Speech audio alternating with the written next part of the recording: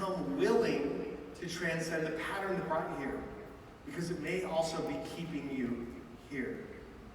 Most people don't want to do that. They want to stay with the success that they know and where they're comfortable. But here's the way I think about it. If you limit yourself to what's comfortable, you deny yourself what's possible.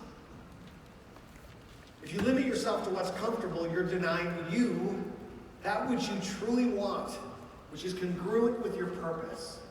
So I think we need to be aware of what resonates and yet scares us, so that we can lean in and go off balance on purpose. Here's what he showed me. He said the 3 balls cross your body to opposite hands. Odd numbers will cross. Even numbers, you hold it longer, it circles back to the same side. It actually looks like they're crossing a little bit, but they really don't.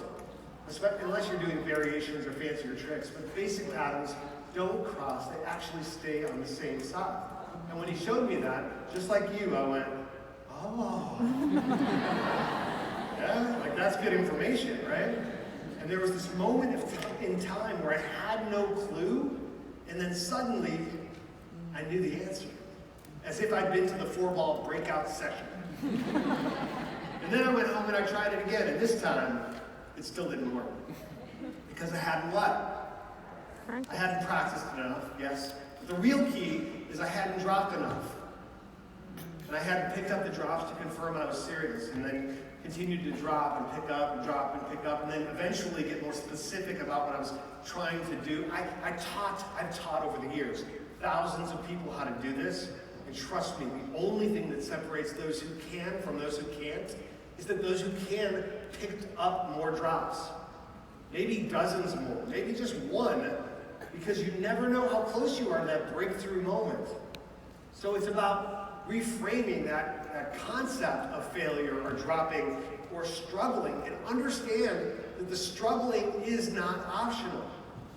Right? But you get to decide what you want to struggle to learn or become. You get to choose how you will engage with that struggle as a process of learning and clarifying and stretching and growing, right? And so as I continued to do that, as I stayed with the struggle, what I began to notice is that as I was working on 4, my 3-ball juggling was getting really, really good, right?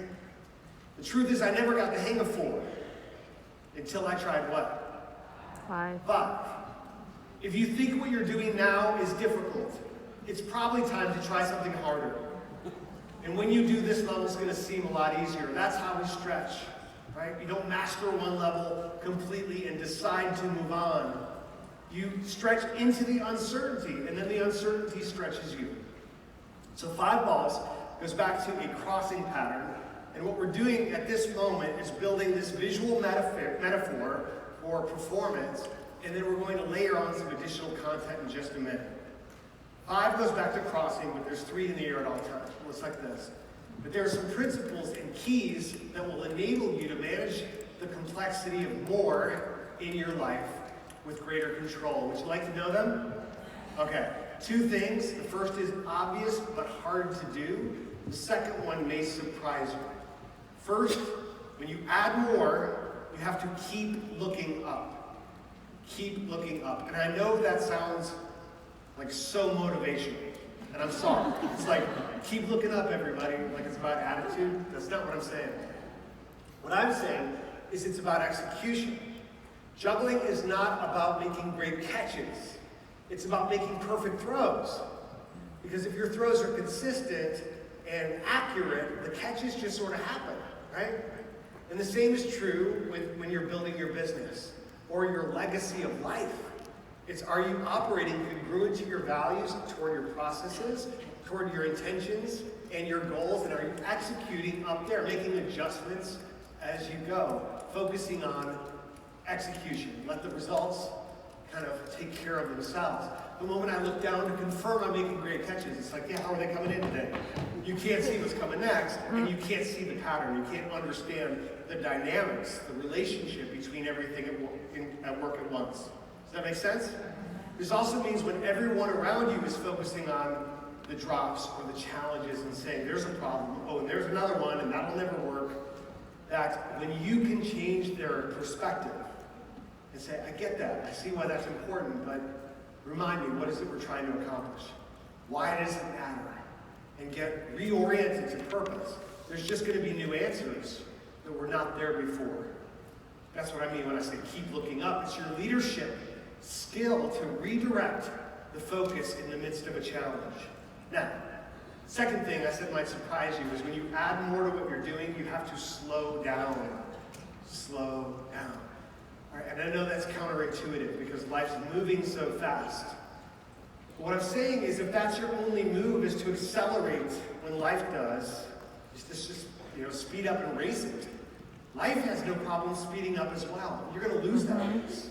You're going to wear out and tired. The only way to find control and clarity about what's right in the midst of that accelerated pace is to understand you don't multitask.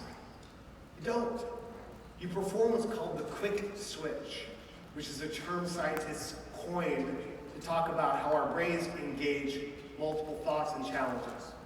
One area of your mind will actually stimulate to process a thought or solve a problem. Something else catches your attention, and they've watched how the first area will turn off before the second one activates. You can't think two thoughts at once. You can learn something really well and run it as sort of an automatic program in the background. But when it comes to your contributions, problem solving, listening, decision making, it's one thing at a time. So the question is, are you placing your focus where you want it to be, or are you allowing your focus to be pulled from you? So instead of having it all up in the air at once, I can actually slow it down, one thing at a time. You can see it's not all that fast.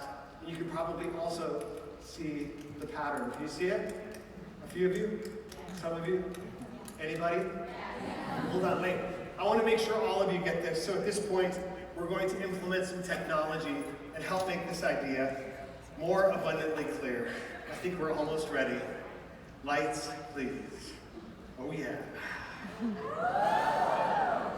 And now, you see the pattern. Some say it looks like the wings of a butterfly. I prefer to see an infinity sign. Watch one of the balls as it arcs back and forth, crossing through the middle, that infinite loop. You got it? Now the creation of the pattern enables me to manage the complexity. Yet patterns will change throughout your life and your business. The key to remember is that it is all in your hands. Lights, please.